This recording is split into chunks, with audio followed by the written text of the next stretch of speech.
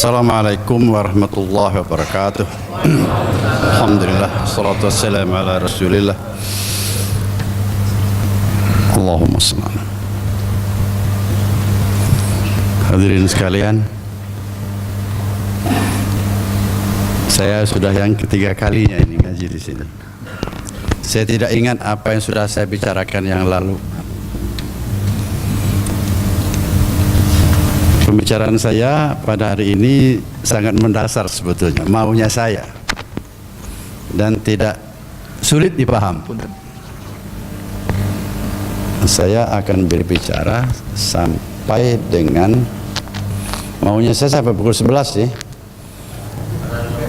Mungkin lebih sedikit lah gitu ya. Pokoknya kalau saya sudah capek saya berhenti aja. Jadi kewajiban manusia itu hanya satu sebetulnya. Dia wajib menjadi manusia. Wajib menjadi manusia. Kok gitu Ustaz? Karena nyatanya banyak yang tidak berhasil menjadi manusia. Nah ini yang bikin susah hidup ini. Seandainya manusia itu berhasil semuanya jadi manusia, nggak susah kita ini. Makanya orang-orang Yunani yang Anda kenal sebagiannya, Plato, Socrates itu, para pemikir itu, dari dulu sudah mengatakan ini. Kewajiban manusia itu ialah menjadi manusia. Jangan coba-coba mau jadi Tuhan, kacau nanti. Karena ada orang mengaku Tuhan, nah itu bikin kacau nanti. Jangan coba-coba juga menjadi malaikat. Ingin puasa malam siang sampai sebulan, mau jadi malaikat itu. Yang biasa-biasa aja deh. Kayak apa? Kayak manusia. Mudah kan ceramah saya ini? Lebih murah ketimbang ceramahnya Pak Wafiuddin. Tinggi beliau, kalau saya enggak. Dan yang rendah ini justru yang susah dipaham. Lalu ada orang ingin tahu masa depan, itu ingin jadi malaikat lagi itu. Lalu ada yang berusaha mau jadi nabi, dipromosikan, saya nabi. Nah yang paling banyak itu tanpa disadari manusia itu menjadi bermacam-macam. Ini lagi yang susah. Waktu dia memimpin upacara bendera di depan kantornya, si bos yang nasihat, harus kerja jujur. Kalau perlu hadisnya, ambil di rumah saya ada. Selesai, panggil, gimana rencana borongan kemarin? Sudah mulai. Baru tadi dia ngajak jujur. Saya ini bekas pejabat juga. Dekan itu pejabat eselon 1 itu. Makanya saya rada berani bilang itu. Sekarang ini sudah agak berkurang. Tapi tema pembicaraan kita tetap saja ini harus jadi perhatian. Mungkin saya merasa di rumah sudah jadi manusia 90% misalnya. Tapi istri, anak-anak, menantu gimana?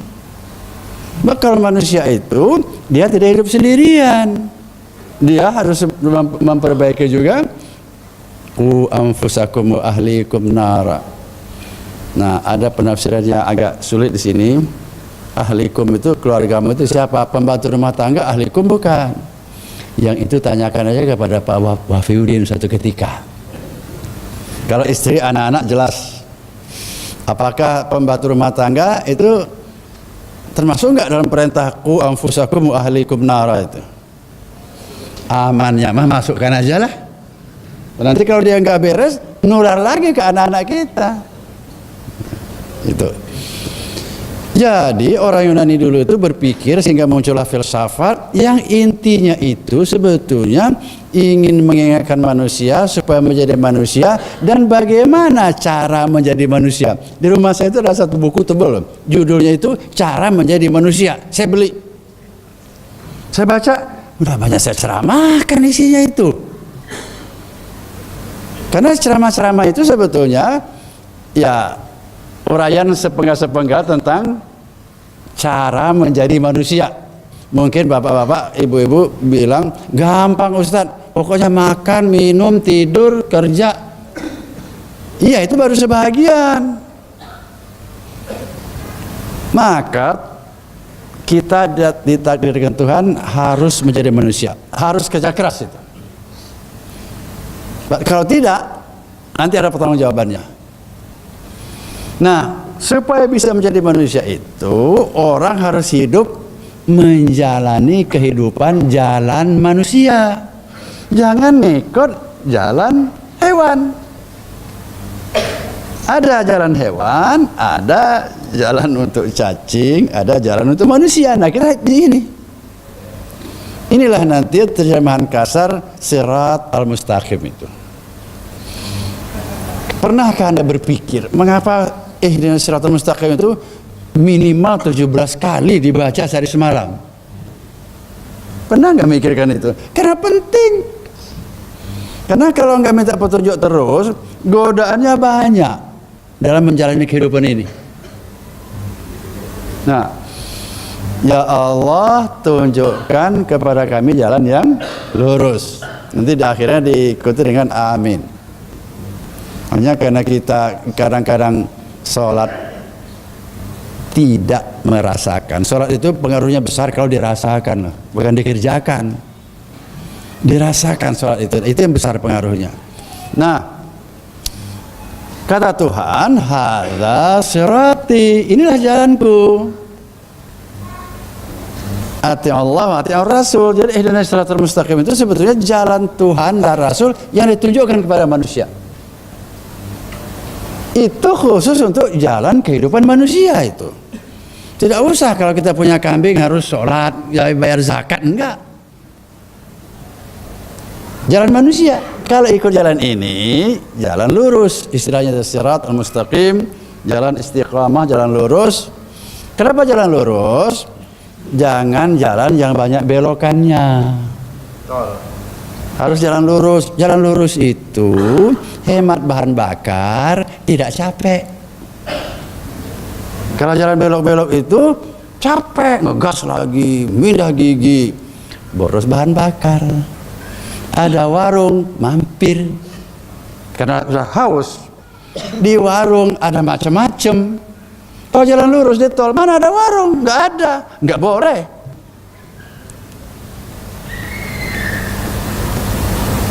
Tunjukkan kepada kami jalan yang lurus. Jalan lurus itulah ajaran agama. Oke, itu satu soal. Jadi Bapak, Ibu, adik-adik, ini bukan soal pilihan. Kita itu sudah ditakdirkan kamu jadi manusia ya, mau tidak mau. Tidak ada kita minta jadi manusia, tahu-tahu dia jadi manusia aja. Dan dilengkapi dengan pedoman berkehidupan untuk menempuh jalan hidup manusia. Ya kalau rata-rata sekarang itu sekitar 70 tahun lah. Terakhir itu wanita perempuan 70, terakhir datanya itu laki-laki 65. Angka rata-ratanya itu. Kalau saya baru 76. Baru loh, bukan sudah. Dan wanita terbanyak dalam porsi itu di Solo lagi. Jadi kalau memang cari cewek mau kawin ke Solo aja. Sini data.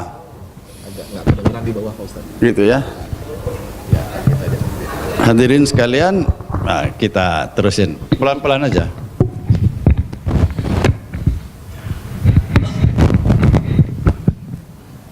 Jalan kehidupan.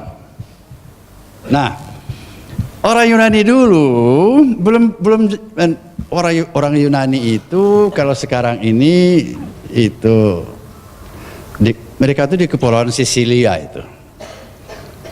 Apa Yunani sekarang itu Yunani yang dulu itu saya juga kurang tahu itu. Dia bagian dari Imperium Romawi dulu. Romawi yang raya itu ada yang kuat-kuat itu di Sparta, yang tukang mikir di Athena. Dan memang mereka cerdas-cerdas, terus terang aja. Banyak pikiran mereka itu sampai sekarang kita belum begitu paham begitu tingginya pikiran mereka. Termasuk inilah tugas para filosof, tugas guru-guru ialah mendidik Mendidik ialah membantu manusia menjadi manusia. Apa manusia yang sudah dibantu itu? Kok yang mirip sekali dengan ajaran agama itu? Manusia yang sudah jadi manusia itu, satu, dia menyelesaikan masalah dengan akalnya, bukan dengan pedang atau dengan merusak pagar, bukan. Ini kritik terhadap demo, tapi bukan itu maksud saya. Ini sekedar keterangan aja. Selesaikan masalah dengan logika. Nah, dalam pembinaan rumah tangga kita, sering kita gagal juga membina rumah tangga sakinah, karena kita sering menggunakan cara bukan dengan menggunakan akal. Yang kedua, sudah disebut manusia itu jika dia mempunyai kemampuan pengendalian diri yang tinggi. Ini kan tahun 600 sebelum Masehi loh. Nanti tahun 1997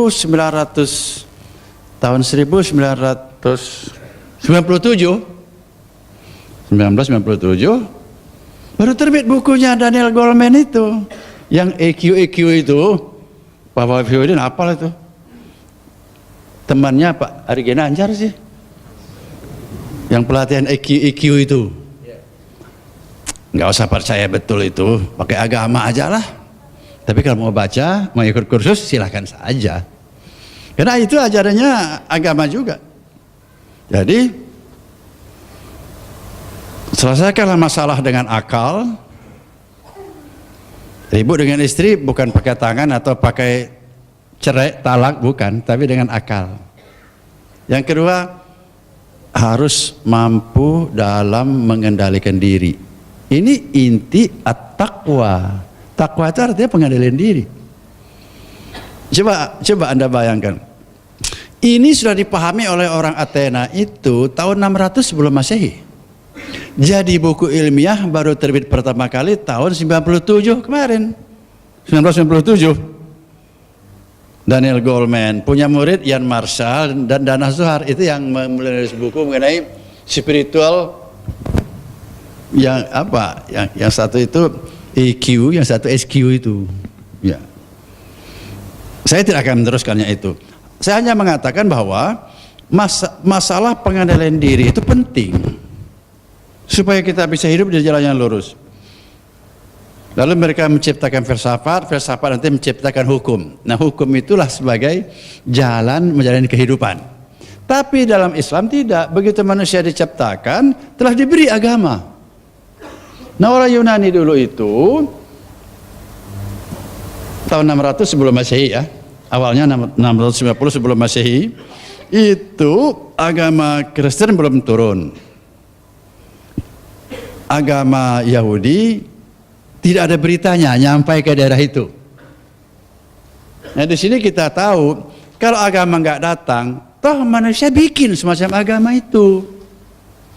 Filsafat Yunani itu dalam berbagai hal kritik terhadap agama, yaitu mitos yang dibuat oleh orang Yunani. Mitos itu jasanya apa? Yang menghasilkan filsafat Yunani itu, yang nanti berkembang ke filsafat modern, dalam aplikasinya itu menjadi matematika misalnya. Nah, Bapak Ibu sekalian, ternyata dalam menjadi manusia nggak mudah itu. Banyak sekali halangannya dalam kita usaha menjadi manusia. Akhirnya kebanyakan manusia itu separuh-separuh. Kadang-kadang jadi manusia sedang di masjid. Kalau sudah jalan-jalan, mangkir lagi. Waktu dia pulang ke rumah, istrinya tanya, "Bapak sekarang sedang manusia atau sedang jadi apa ini?" "Loh, kenapa, Mah?" "Itu matanya merah itu." Minum juga anak tadi itu, mabuk, merah matanya, sedang tidak jadi manusia. Ya.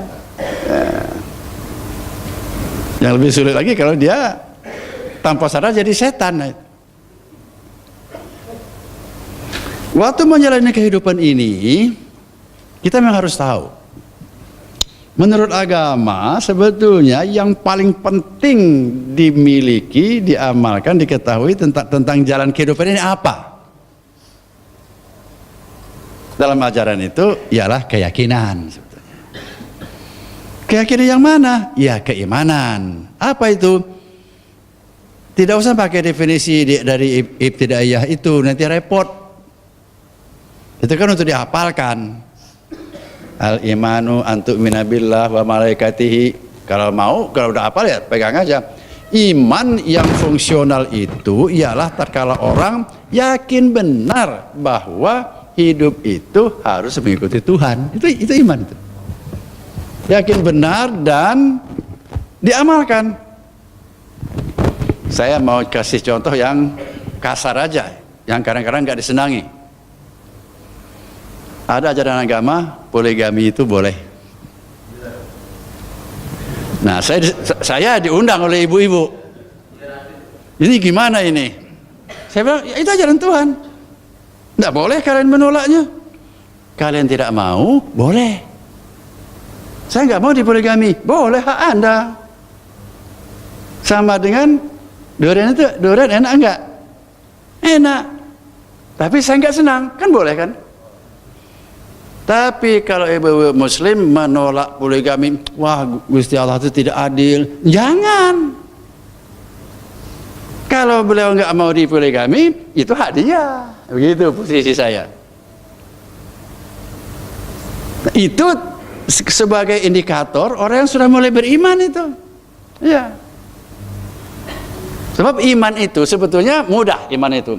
Tapi waktu menemui hal-hal yang menyulitkan, jadi susah iman itu. Misalnya, kalau dapat rezeki keluarkan zakat.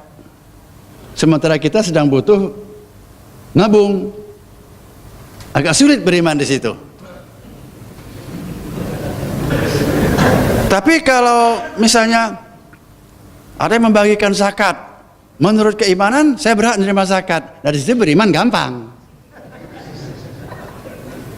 Nah, dalam hal inilah nanti bagaimana ya supaya hati kita ini takluk.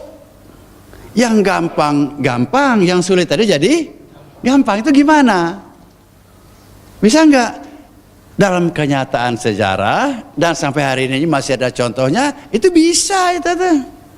Misal waktu mau perang, Nabi SAW itu memanggil Abu Bakar.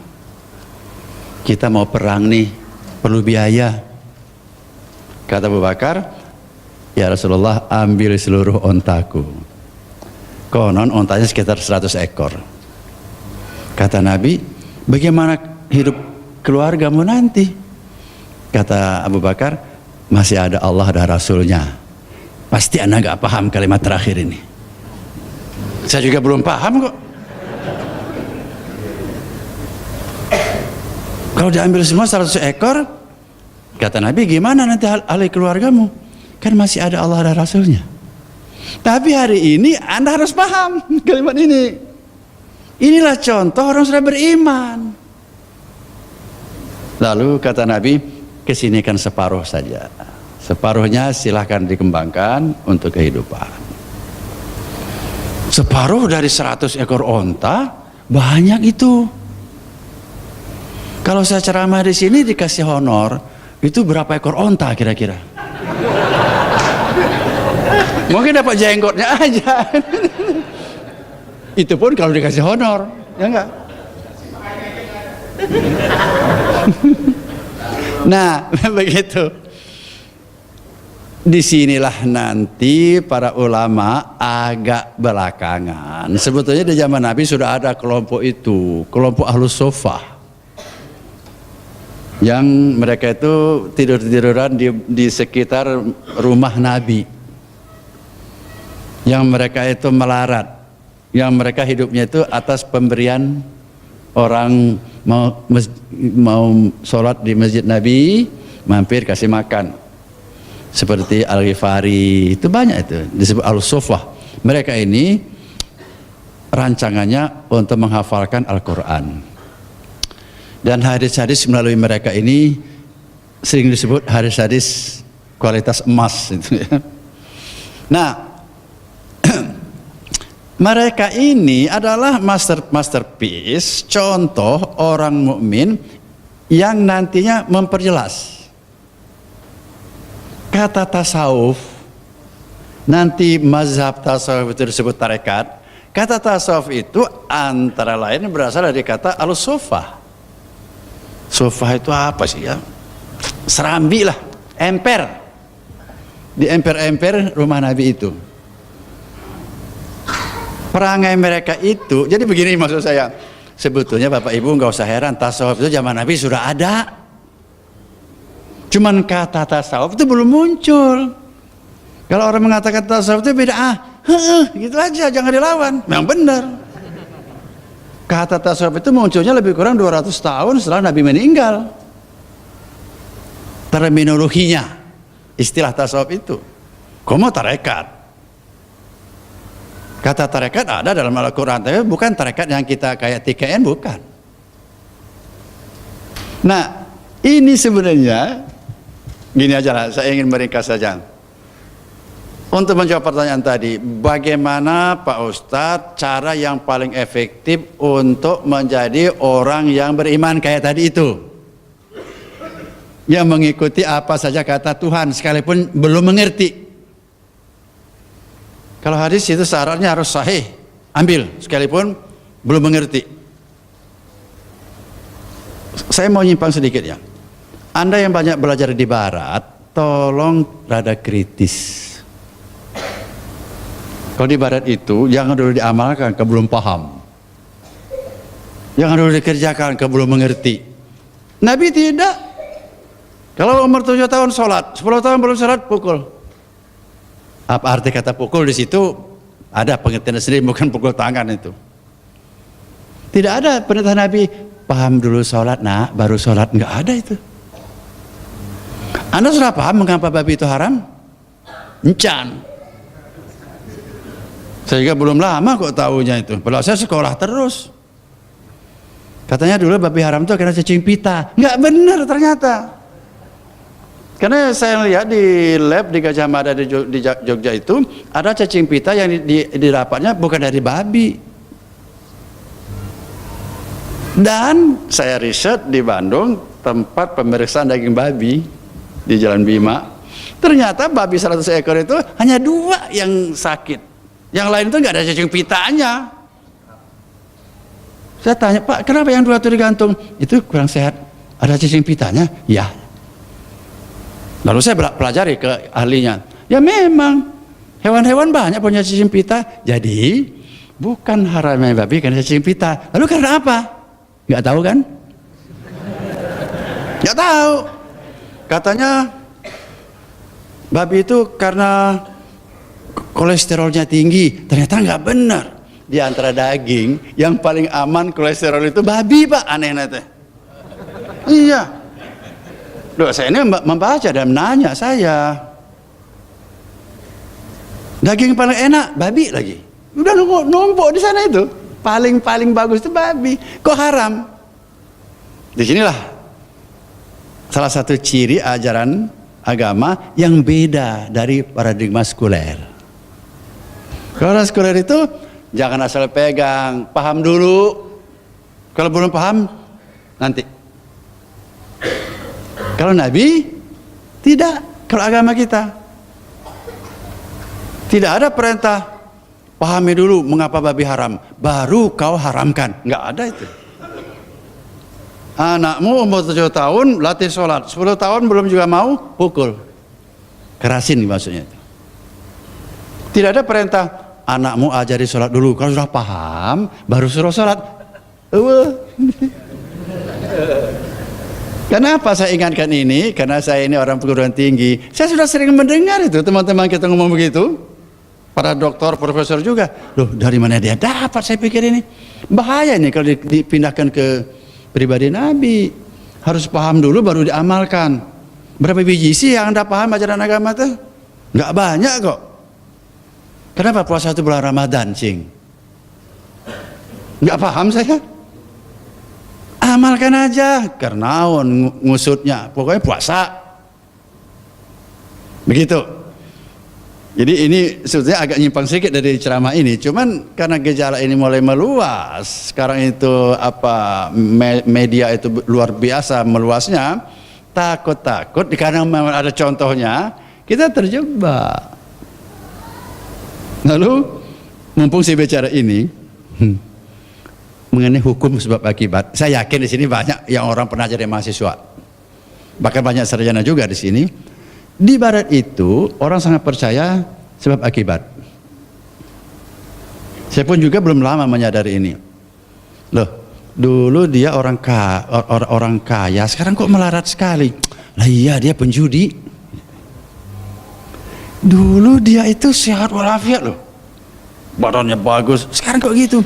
Iya, malah sering keluar malam dia, gitu. Ini kan sebab akibat ini. Akhirnya terbentuklah pendapat tidak ada kejadian tanpa sebab. Lalu kalau ketemu saya, kalau Nabi Isa lahir tanpa bapak itu gimana nerangkannya? Nah, baru dia kaget. Karena ada Muslim. Karena ada Muslim, saya tanya, gimana anda nerangkannya kalau Nabi Isa tanpa? Apa anda bilang ibunya bohong gitu? Tatkala Quran mengatakan Nabi Ibrahim dibakar tidak hangus, gimana anda menerangkannya? Sate hangus kok, ini mah apinya gede. Baru dia, iya ya, apa maksud bapak? Maksud saya, anda sudah terjebak pola pikir barat, hukum kausalitas. Hati-hati itu. Sebab sekarang saya memahami betul, yang namanya perusak iman itu memang banyak yang canggih sekali itu, iya. Sehingga kalau kita nggak waspada, bisa kita memang nggak sengaja salah. Supaya waspada apa? Sering ngaji itu aja lah. Saya nggak akan menganjurkan anda baca buku, nggak akan anda baca kok. Mending ngobrol. Yang paling gampang cari waspada itu ngaji begini. Ketemu teman-teman, ngaji, pilih guru-guru yang bagus-bagus. Ya kira-kira kayak saya inilah bagusnya gitu. Atau kayak Pak Wafiuddin gitu. Ya semua guru bagus, cuma beda-beda tema sebetulnya. Temanya beda-beda. Nah, jadi bagaimana menaklukkan diri kita? Sebetulnya musuh kita itu kan diri kita sebetulnya. Bagaimana supaya saya ini jangan lagi mencoba menolak firman Tuhan, jangan lagi malas, jangan lagi gampang keluar dari jalan lurus itu. Disinilah gunanya tasawuf. Tasawuf itu nama. Tasawuf itu ajaran Nabi. Saya sekarang Pak Wahyudin sudah berani saya mengatakan begitu. Islam itu ya tasawuf itu, nggak usah diperdebatkan. Asal tasawufnya kembali kepada Quran dan hadis, jangan dicampur-campur. Misalnya barang siapa yang sudah ma'rifatullah nggak usah sholat lagi, nggak bisa itu. Justru harus lebih rajin sholatnya.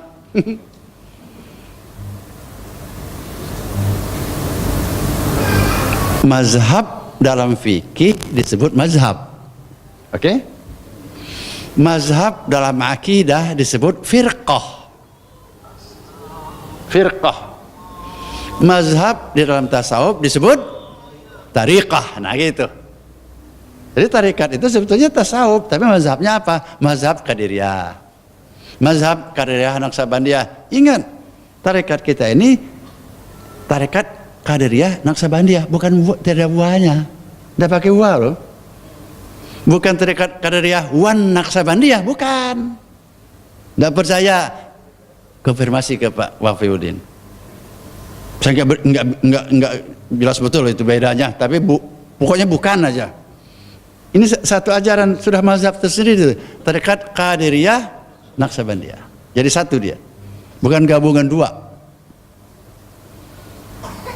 tarikat. Nah, jadi tidak usah diributkan. Kok beragama Islam harus pakai tarikat? Ya memang harus. Kalau Anda berpikir harus bermazhab. ngaku tidak ngaku harus. Kalau Muhammadiyah mazhab tarjih, cuma mereka nggak mau nyebut mazhab, soal lain. Kalau umat yang lain biasanya mazhab Syafi'i. Kalau buat tafsir mazhab macam-macam, misalnya begitu. Tidak mungkin orang mengamalkan Islam tanpa mengikuti jalur sistem ajaran tertentu. Nah, nanti begini kesimpulannya itu, keimanan yang kuat sehingga dia dapat berjalan di jalan yang lurus dengan tenang, tidak menggok-menggok, tidak capek, istiqomah dia, itu harus punya keimanan yang kuat. Ternyata keimanan yang kuat itu diomongkan gampang, diterangkan juga gampang, tapi mencapainya susah. Mencapainya kayak apa? Kayak zaman Nabi dan sahabat dulu. Itu yang mudahnya. Bagaimana itu? Lebih kurang kayak diamalkan oleh orang tasawuf. Ini banyak loh yang nggak senang dengan kalimat ini. Kalimat saya terakhir ini banyak orang nggak senang. Karena masih menganggap tasawuf itu barang baru. Padahal zaman Nabi sudah ada. Seluruh guru sufi mengatakan guru agung mereka itu Kanjeng Nabi. Guru terbesar para mursyid sufi itu ya Nabi itu, bukan orang lain. Jadi hidup beragama bertasawuf ialah menjalankan agama seperti yang dicontohkan oleh Nabi dan para sahabat, seperti begitu. Kalau nggak mau pakai istilah tarekat nggak apa-apa, nggak mau pakai istilah tasawuf nggak apa-apa. Kenapa ini kenapa itu harus dicontoh? Karena di zaman mereka inilah kehidupan itu bagus. Coba Anda lihat, Nabi di Mekah begitu pengalamannya, pindah ke Madinah. Madinah waktu itu ya tidak jauh dari Mekah juga akhlaknya. Kok bisa bagus? Hanya dalam tempo 23 tahun kurang. Jadi waktu Pak Jokowi mengumumkan mau jadi presiden, beliau bilang mau mengadakan revolusi mental, saya colok dia.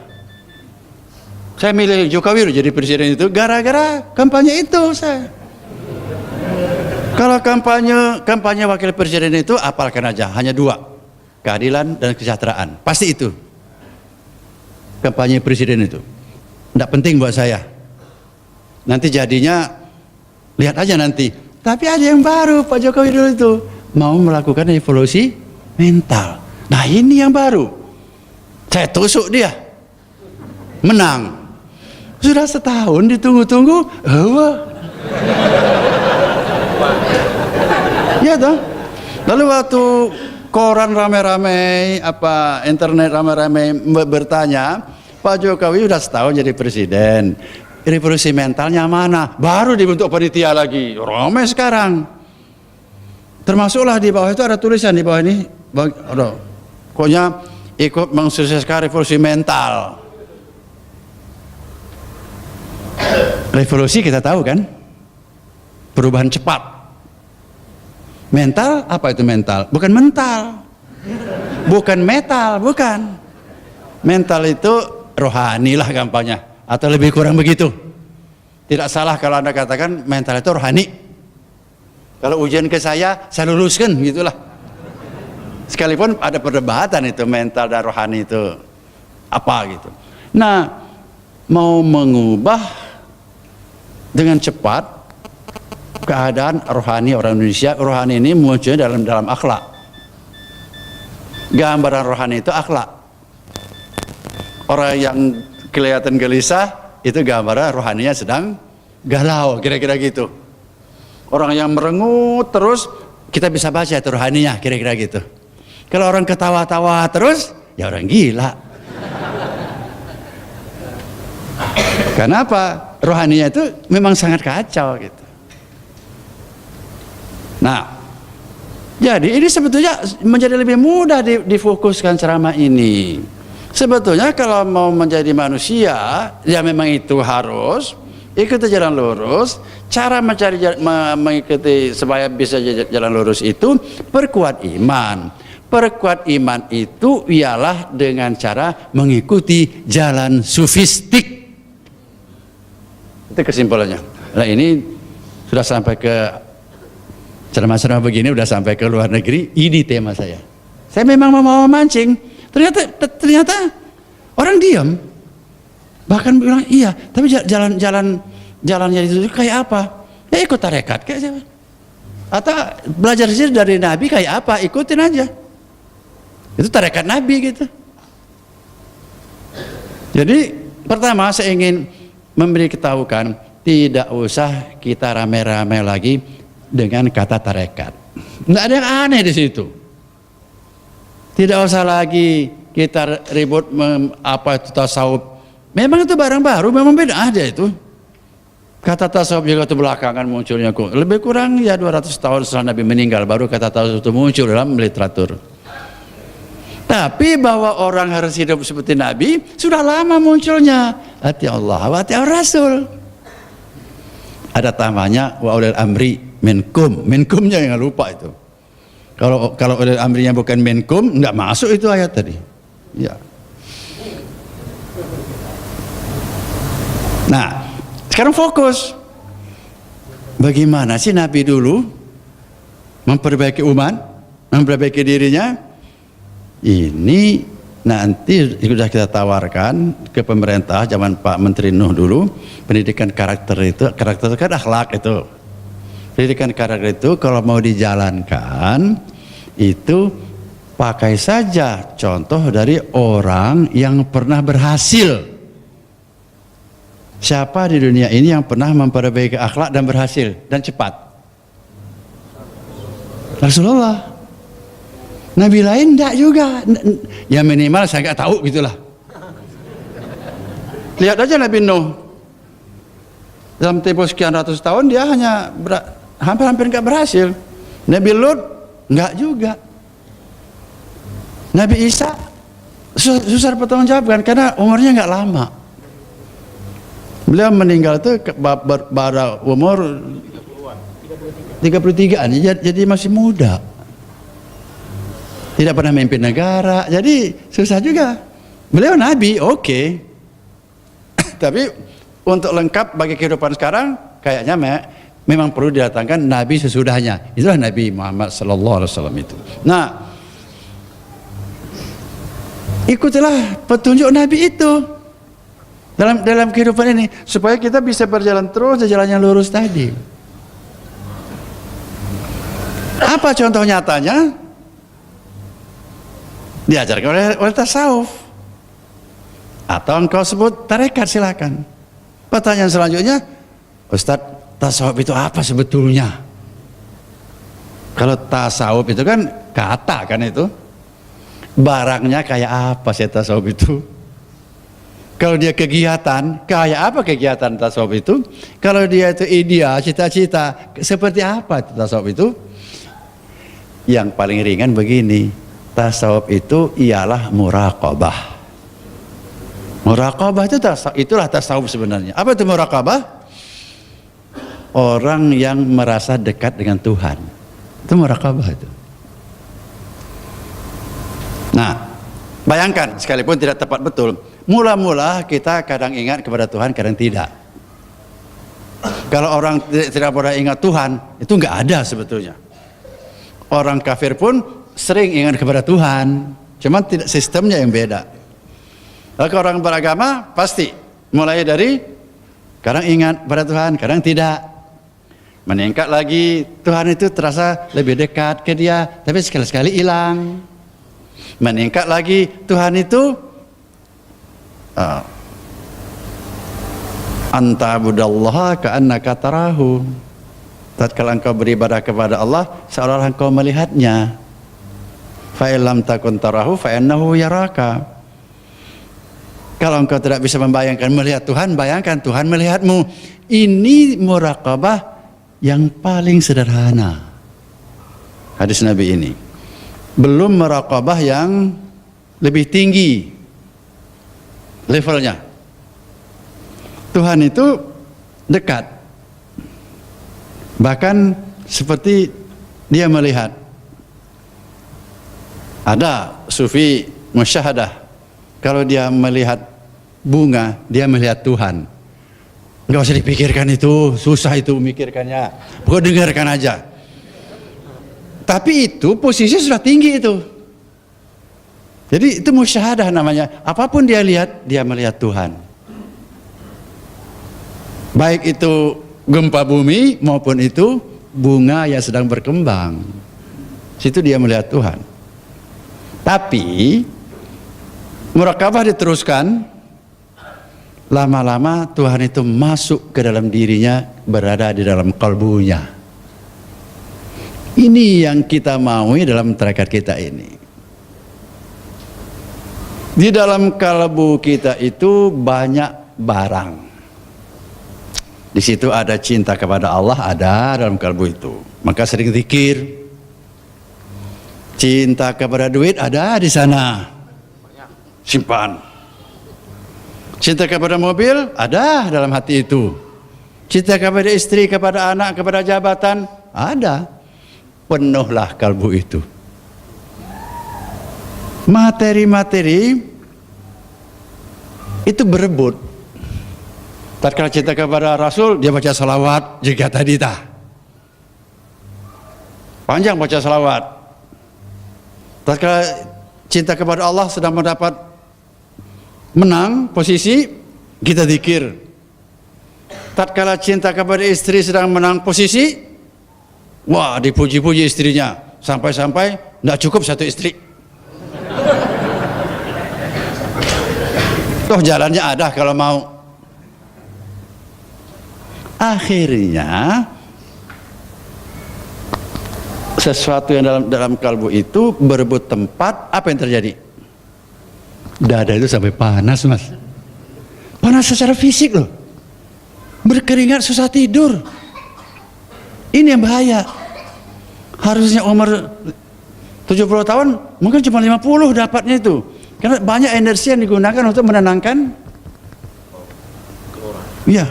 Bagaimana kalau cinta kepada istri ini bertabrakan dengan cinta kepada mobil? Nah, mobil minta dicintai, istri minta dicintai.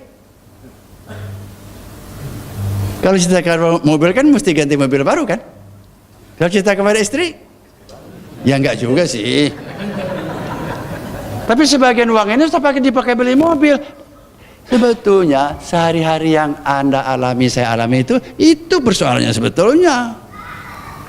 Rebutan, jadi penghuni kalbu itu rebutan minta diakui.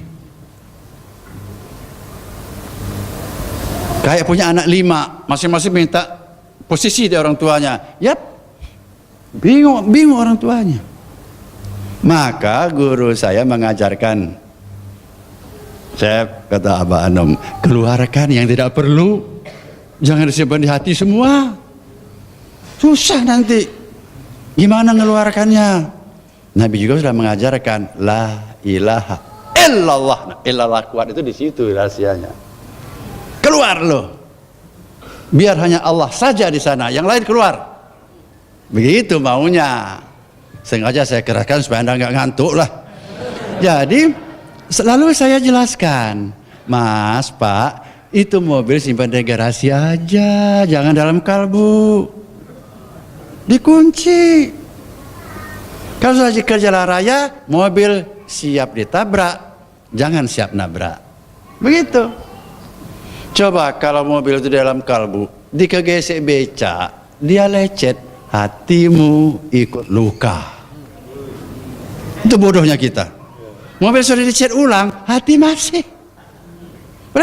Mobil sudah bagus nih. Jadi kembalikan ke dealer, cat ulang. Orisinil, tanya hatimu, masih luka. Jual aja mobil ini, sial ini. Kalau uang simpan di laci, dikunci. Kalau hilang, hatimu tidak akan merasa kehilangan. Mungkin kalimatnya terlalu bagus ini ya, tapi begitu maunya. Nah kalau istri, Simpan di hati tidak?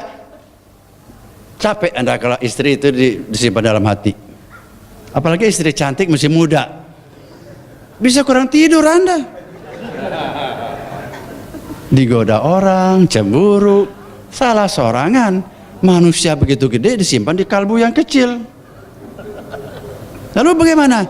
Cintailah seluruhnya itu karena cinta kepada Allah. Jadi dalam itu Allah saja. Itu yang nantinya waktu kita zikir khafi itu Allah, Allah. Itu sebetulnya itu. Hanya engkau yang boleh berada di sana dan engkau menjadi al-malik di sana. Menjadi raja di sana. Di sini nanti kita memahami hadis, tatkala orang sudah pada posisi itu, maka dia melihat dengan mata Allah. Jangan salah paham loh. Tatkala pada posisi ini, dia berjalan dengan kakinya Allah. Itu ada hadisnya itu. Dia berkata dengan mulutnya Allah. Sampai orang kebablasan, dia sudah menjadi Allah. Bukan. Karena dia tidak lagi diperintah oleh istrinya, tidak lagi diintervensi oleh pangkatnya. Jadi Anda milih saya jadi gubernur silakan, mau menang mau kalah tidak jadi masalah. Nah gitu nantinya. Kalau pilih saya tapi harus menang loh. Kalau kamu milih saya, nah itu bukan, dia sudah diperintah oleh isi hatinya itu. Ini bikin kita susah hidup deh. Nah, kalau istrinya nyeleweng gimana? Ya, kasihkan aja urusan dia. Cuman kita berkewajiban mendidik istri, kewajiban mendidik. Tapi dalam kalbu yang kecil itu jangan dipenuhi dengan barang-barang yang tidak perlu. Cukuplah Allah saja berada di sana. Inilah filosofinya zikir itu. Maka kalau orang zikir di suatu tempat, ini zikir Suryalaya, saya udah bisa nebak. Karena beda. Ada zikir itu la ilaha illallah, ada kan? Dilagu-lagukan. Pasti bukan zikir Suryalaya.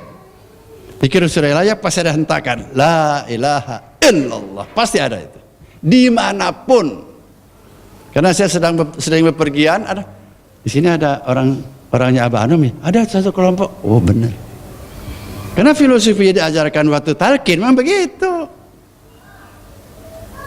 Keluar kamu. Ini kalbu kecil barangnya. Tempat untuk Allah pun hampir gak muat ini. Kamu mau berada di sini. Pindah ke garasi. Begitu. Lalu apa tidak boleh mencintai kekayaan, mencintai gelar, mencintai istri? Boleh dan harus, tapi itu harus dikaitkan karena Allah. Bukan dia dicintai persis seperti mencintai Allah, bukan. Oke, nah zikir ini akhirnya memang begini ya. Ini jadi soal kami sekarang. Saya Pak Wafiuddin itu begini. Kalau orang ngaji belajarkan agama, kayaknya sudah umum itu. Pengajian apa ini? Pengajian Isra Mi'raj misalnya ya. Tapi ini pengajian apa ini? Pengajian tasawuf. Apa itu? Sepertinya masih elit benar itu. Tasawuf itu. Apalagi tarekat. Ini karena ada sebab tadinya ini. Sebenarnya tidak harus begitu. Pengajian Islam, pengajian itu ya pengajian tasawuf juga sebetulnya. Ya. Itu pengajian mau menjadi orang suci. Sufi itu salah satu atrinya itu bersih artinya itu. Ikhlas.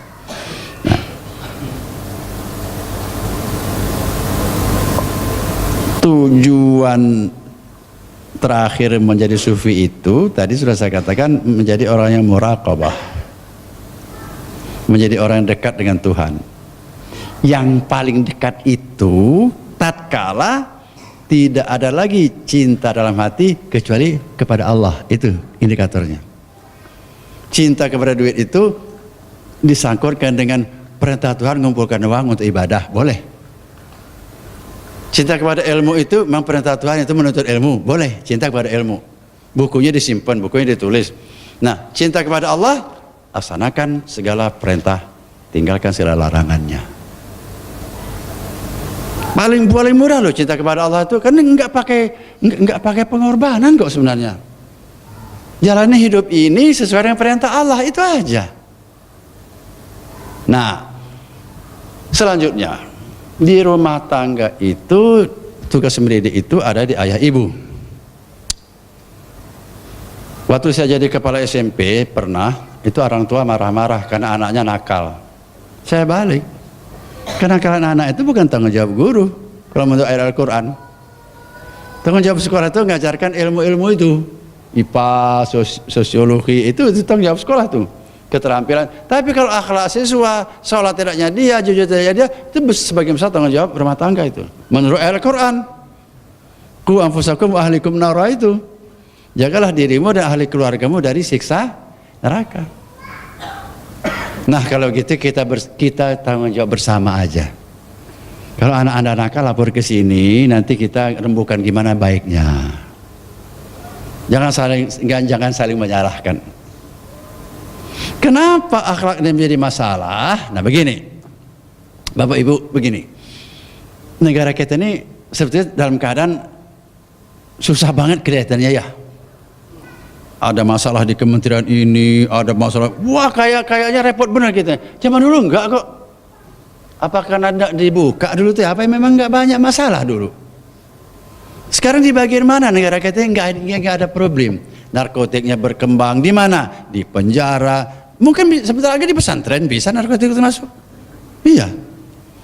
Dulu anak-anak nakal itu kalau zaman saya sekolah, saya tamat SD itu tahun 56. Itu anak nakal itu SMA itu belum nakal dulu. Anak nakal itu harus sudah mahasiswa. Sekarang anak SD sudah banyak yang nakal loh. Kan hebat ini. Iya.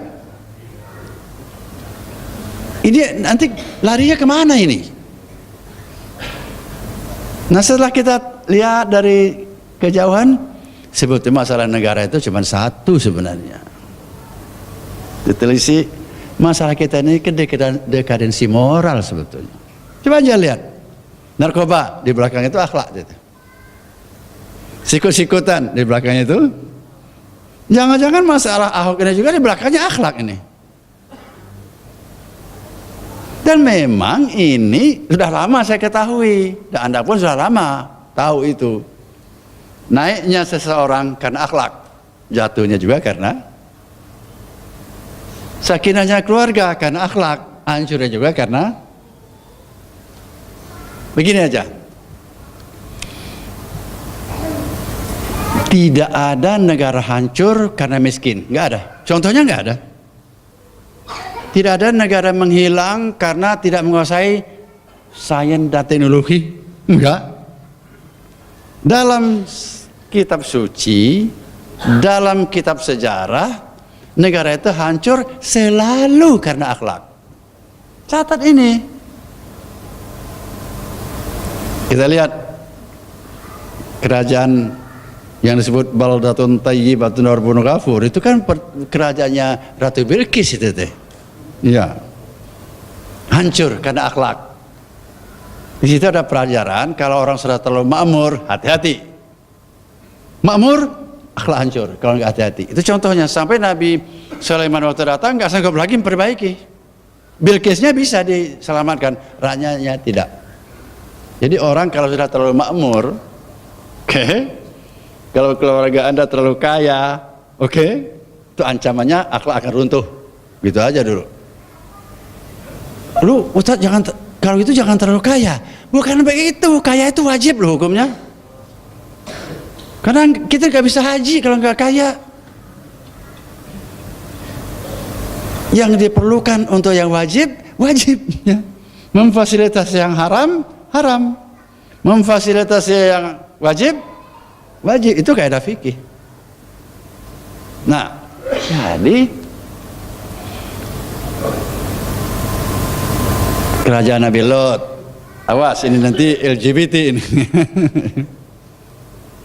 Lewat gay, hancur. Kerajaannya Nabi Nuh hancur. Semuanya kan akhlak itu. Lalu kerajaan Firaun itu secara teoritis itu tidak bisa hancur loh. Kenapa? Kuat kerajaan dan rajanya mengaku Tuhan. Rajanya percaya. Harusnya kan nggak hancur itu.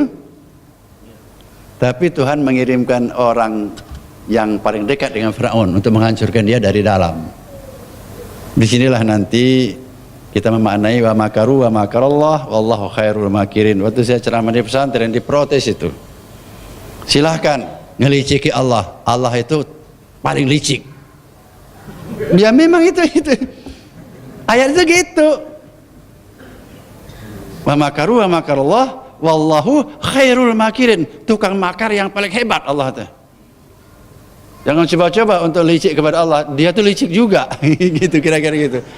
Nah ini tidak usah bawa keluar ini, di sini ajalah dengarkan itu. Jadi Fir'aun ini nggak bisa lagi diintai dari luar. Aparatnya terlalu hebat. Tuhan mengirimkan bayi, dihanyutkan. Siti Asia, jangan Aisyah, Asia namanya, sedang mandi, diambil dia. Keranjang itu ada bayi, dilaporkan ke Firaun, mau dibunuh langsung. Ini katanya harus dibunuh itu. Apa kata Asia? Bukan Tuan, ini anak dewa Sungai Nil yang setiap tahun itu kita kasih sesajen. Jadi gini, saya ini ilmunya banyak, jadi apapun. Orang Mesir kuno itu bertani itu ternyata itu di pantainya Sungai Nil, di deltanya itu.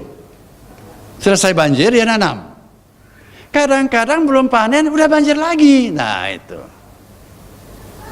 Kadang-kadang lama nggak banjir-banjir. Wong namanya sungai kok.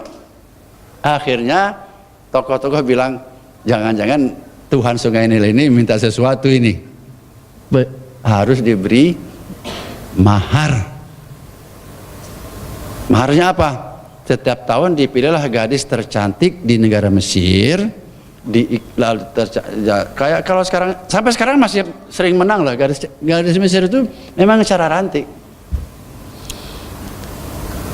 Diikat, diberati batu, cemplungkan Sungai Nil untuk sesajen ke Tuhan Sungai Nil. Kalau sudah waktunya nanam, banjirlah gitu. Nah kata Asia, nah anak ini sebetulnya kiriman dari, gitulah cara Tuhan menipu dia.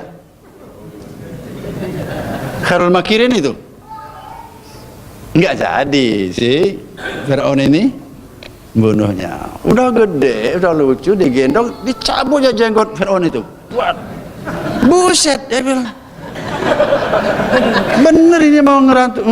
Kata Paduka, itu tandanya ini dia nanti akan menjadi kamu lebih dari kau hebatnya nanti. Tuh.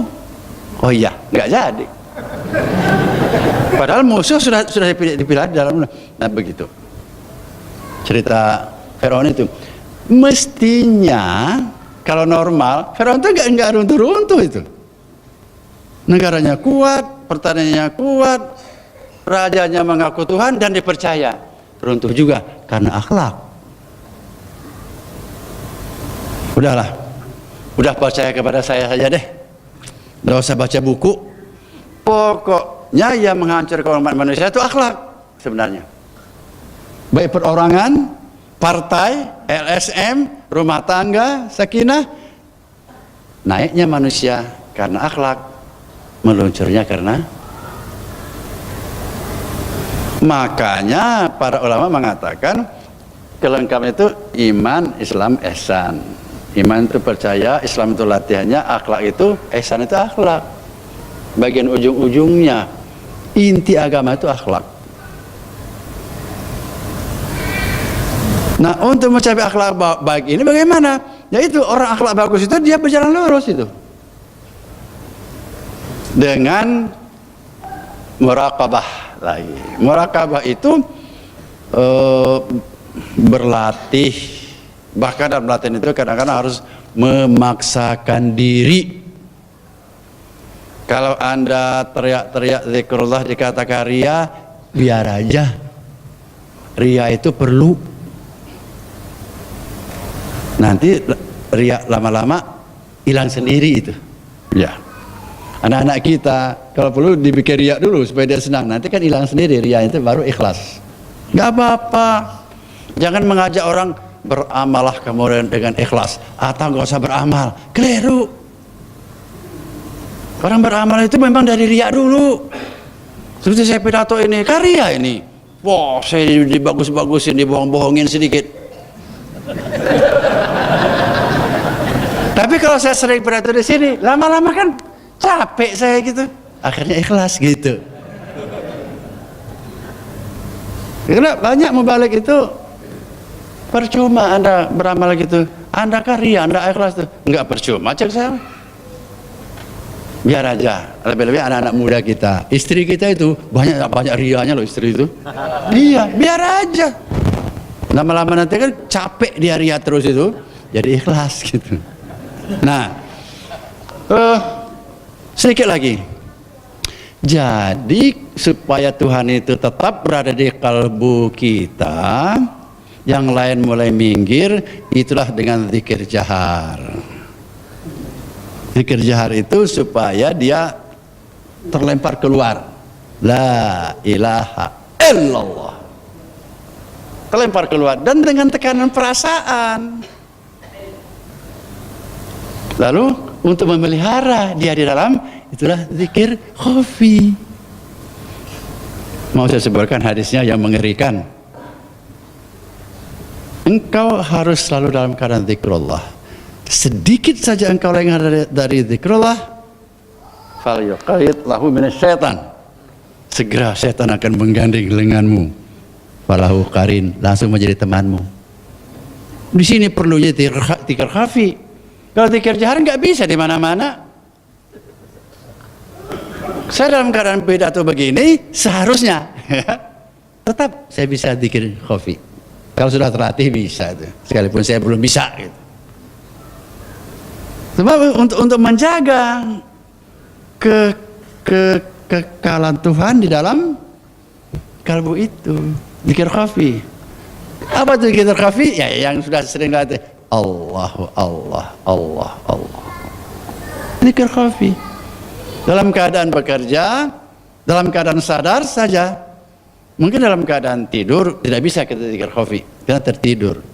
Kalau zikir jahar itu terbatas sekali waktunya. Di tempat yang mengganggu orang, ya kita jangan zikir. Itu mengganggu orang, maka zikir pakai ganggu orang.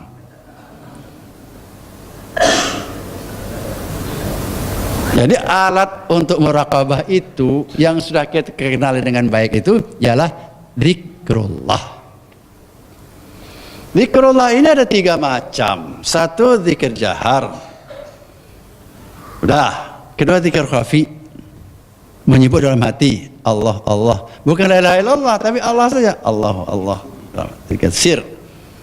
Yang ketiga itu ujungnya zikir. Zikir tatkala menghadapi satu persoalan. Ini ada daftar sumbangan. Mau nyumbang tidak? Tergantung zikrullahnya itu. Saya hanya punya uang 10.000. Mau jajan 5.000. Ya 5.000 sedekahkan. Itu kalau enggak zikir, bingung itu. Di situ, nah zikir ini sebetulnya tujuan akhir zikir itu. Zikir tatkala menghadapi perintah dan larangan Tuhan di sini. Zikrullah dalam hasil. Kalau tadi itu zikrullah dalam riadahnya. Yang khafi dan jahri tadi itu. Itu satu. Yang kedua, untuk muraqabah itu maksakan diri. Memang agak pahit ini istilahnya, tapi nggak ada istilah lain sih. Beberapa kader saya, yang murid saya yang mengaku saya gurunya, saya latih. Banyak berhasil. Misalnya, maaf ini mungkin mengulang ya. Beramal itu kan ada tingkatannya loh mas. Satu beramal karena terpaksa. Ini amalnya para budak. Kalau nggak diamalkan takut dihukum. Tingkat kedua beramal karena mengharap ganjaran. Ini amalnya para karyawan. Makanya kalau mau balik itu mengharapkan honor itu rendah sebetulnya. Tapi kalau diberi diambil aja. Iya. Tapi kalau dari awalnya sudah begini, saya milih profesi ini, nah itu Kurang bagus itu. Bukan tidak bagus, kurang bagus lah sekurang-kurangnya. Kita kalau diminta uang untuk bangun masjid, cepat loh terkumpul. Karena apa? Sudah dibilang kalau Anda bangun masjid, upahnya nanti dibangunkan satu istana di surga, kan gitu kan? Kalau mengumpulkan uang untuk membiayai anak yatim gimana? Mengumpulkan uang untuk mengumpulkan usaha bersama koperasi gimana? Susah kan? Mengumpulkan uang di pinggir jalan bikin madrasah, nggak bisa, hanya masjid yang boleh di jalan itu. Nah ini sebetulnya aplikasi dari keberagaman tingkat kedua sebetulnya. Milih ganjaran yang gede. Jadi saya beramal karena ganjaran lumayan memang. Dan kebanyakan kita di sini kebanyakan. Yang pada tingkat 1 masih banyak juga. Nah kalau sudah masuk khawas itu tingkat ketiga. Dia beramal karena dia menyadari dia memang harusnya beramal. Diberi ganjaran mau tidak bukan urusan saya. Masa Tuhan lupa?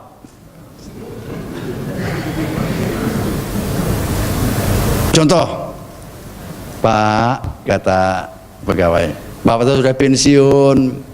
Saya dulu ya, maaf ngomong ini untuk contoh aja, sering itu di bagian keuangan, tolong ini bagikan ke supir gitu, ke sapu. Kan sudah terbiasa, saya udah pensiun masih sering itu. Kata keuangan, udahlah Bapak kalau udah pensiun, bawa pulang aja semua uangnya. Saya bilang apa? Kan sisanya masih jauh lebih banyak ketimbang itu. Apa? Saya pada posisi wajar. Wajar loh saya bersedekah segitu. Uang pensiun saya itu gede loh. Pensiun saya ini, pensiun guru besar penuh itu 2 kali UMR, tahu nggak? Jadi kalau saya sedekah rada gede, kan wajar-wajar aja. Dan anak-anak saya tahu kok. Nih struknya ini, mana sisanya? Alah kayak nggak tahu aja. Dah tahu dari dulu. Itu tingkat ketiga, beramal karena wajar, tidak karena iming-iming. Ini sudah tinggi nih Mas. Saya juga belum nyampe benar ke sana itu. Saya mau. Yang keempat itu beramal karena senang, lah ini yang tertinggi. Kenapa kata Aisyah, ya Rasulullah, engkau salat tahajud sampai bengkak-bengkak kakimu? Engkau kan sudah dijamin masuk surga. Kata Rasulullah, justru karena dijamin itu saya senang. Maka saya sholat tahajud terus. Tuh kan? Sebetulnya kata Aisyah, kau itu tenang-tenang aja udah dijamin kok. Justru karena dijamin itu saya senang. Nah kalau sudah senang itu logika kan mandek. Maka kalau kesenangan itu harus yang benar milihnya. Maka kalau senang itu sudah berkuasa, logika berhenti. Itu ya. Dan kita sudah banyak pada posisi ini sebetulnya tanpa kita sadari. Cuma belum merata. Kalau senang merokok nggak masuk. Senang bersedekah, senang wirid gitu. Sudah banyak sebetulnya. Tapi maunya itu senang dalam semua amal baik, maunya itu yang pol itu. Kalau senang di beberapa bagian saja, misalnya senang bersedekah, itu cepat melatihnya itu. Jadi anak-anak itu mahasiswa saya paksakan senang bersedekah. Sudah bisa Pak, jadi senang itu ngasih orang, apalagi kelihatan dia senang sekali terbantu itu. Cepat itu. Tapi kalau senang sholat tahajud itu rada susah juga itu. Lalu senang jujur menjadi kebanggaannya, susah itu. Suami-suami itu kan banyak yang nggak jujur kan, sama istri-istri juga suka nggak jujur kok. Ya watak manusia. Nah di sini yang perlu saya tekankan, saya ajarkan kepada Anda itu, jangan pada posisi satu terus, meningkatlah. Apa jalannya? Jalan tarekat itu. Jalan tasawuf itu, jalan Islami itulah jalannya. Ningkat. Seperti saya, malu saya. Udah umur 76 kok masih gitu-gitu juga malu saya. Kok meningkatnya pelan, lambat, kebebet lagi ke bawah. Bohong lagi, sombong lagi. Astagfirullah, kok sulit bener jadi orang baik deh. Cek saya. Tapi lumayan lah disadari gitu. Jadi karena terpaksa, karena ganjaran, karena wajar, karena senang. Cukup sekian ceramah saya, mudah-mudahan manfaat bagi saya dan kalian juga. Amin ya rabbal alamin. Assalamualaikum warahmatullahi wabarakatuh. Waalaikumsalam.